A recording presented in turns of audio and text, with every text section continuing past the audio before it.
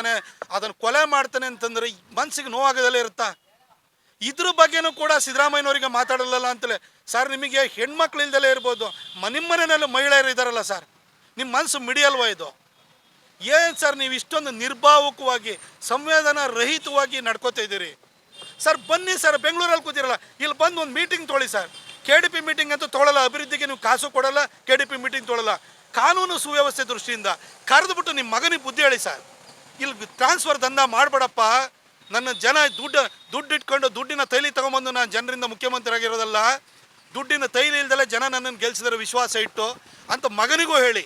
ನಿಮ್ಮ MLAಗಳ ಕರೆದಳಿ ಸರ್. ನಿಮ್ಮ MLAಗಳ ಪರಿಸ್ಥಿತಿ ಹೆಂಗಾಗಿದೆ ಅಂತಂದರೆ, ಒಂದು ಬಿಲ್ಡಿಂಗ್ ಕಟ್ತಾರೆ, ಹೋಟ್ಲು ಕಟ್ಟಲಿ, ಮನೆ ಕಟ್ಟಲಿ, ಬಿಲ್ಡಿಂಗ್ ಎದುರುಗಡೆ ನಿಂತ್ಕೊಳ್ತಾರೆ ಸರ್.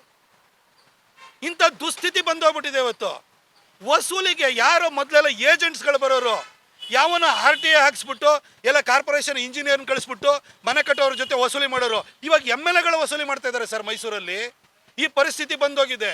ಇದು ನಿಮಗೆ ಕಾಣಿಸ್ತಾ ಇಲ್ವಾ ಸರ್? ನೀವು ನಿಮ್ಮ ಮೊಮ್ಮಗನ ಕೂರಿಸ್ಕೊಂಬಿಟ್ಟು ನಿಮ್ಮ ಮೊಮ್ಮಗನ ಹೆಸರು ಹೇಳ್ಕೊಂಬಿಟ್ಟು ಅಲ್ಲಿ ಏನು ಅವನು ಮುಂದಿನ ರಾಜಕಾರಣಕ್ಕೆ ಬಂದ್ಬಿಡ್ತಾನೆ, ಅವನ ಹೆಸರನ್ನ ಕೂತ್ಕೊಂಡು ನೀವು ಆ ಸಭೆನಲ್ಲಿ ಕೂತ್ಕೊಂಡು ಕರಿತೀರಿ. ಅಲ್ಲಿ ವಿರಾಟ್ ಕೊಹ್ಲಿ ಬಂದರೆ ನಿಮ್ಮ ಮೊಮ್ಮಗನ ಕರ್ಕೊಂಡು ಹೋಗ್ತೀರಿ. ಸರ್, ಕಂಡೋರ್ ಮಕ್ಕಳು ನಿಮಗೆ ನಿಮ್ಮ ಮಕ್ಕಳು ಅಂತ ಅನ್ನಿಸ್ತಾ ಇಲ್ವಾ ಸರ್? ದೀನ ದಲಿತರ ಬಗ್ಗೆ ಮಾತಾಡ್ತೀರಿ, ಅಹಿಂದ ಬಗ್ಗೆ ಮಾತಾಡ್ತೀರಿ. ಅವ್ರ ಓಟಿಗೆ ಅಷ್ಟೇ ಸರ್ ಸೀಮಿತ. ಪ್ರಸಾದ್ ಸಾಹೇಬರು ತೀರ್ಕೊಂಡಾದ ನಂತರ ಇವತ್ತು ಮೈಸೂರಿನ ಜನರ ಪರವಾಗಿ ಅಥವಾ ಒಂದು ಪ್ರಜ್ಞಾವಂತಿಕೆ ಇಟ್ಕೊಂಡು ಮಾತಾಡುವಂಥ ಲೀಡರ್ಗಳೇ ಇಲ್ದಂಗೆ ಆಗೋಗ್ಬಿಟ್ಟಿದ್ದಾರೆ. ನೀವು ಕೂಡ ಎಗ್ಗಿಲ್ದಲೆ, ನೀವು ಕೂಡ ಲಂಗು ಲಗಾಮಿಲ್ದಲೆ ವರ್ತಿಸ್ತಾ ಇದ್ದೀರಿ. ನಿಮ್ದು 1 ಪಾಯಿಂಟ್ ಅಜೆಂಡಾ DKನ ತುಳಿಯೋದು, DKಗೆ ಏನಾದರೂ ಮಾಡಿ ನಿಮ್ಮ ಚೇರ್ನ ಎಳೆಯೋದು, ಇಷ್ಟು ಬಿಟ್ಟರೆ ಏನೂ ಇಲ್ಲ. ಗ್ಯಾರಂಟಿ ನ್ಯೂಸ್, ಸುದ್ದಿ ಖಚಿತ, ನ್ಯಾಯ ನಿಶ್ಚಿತ.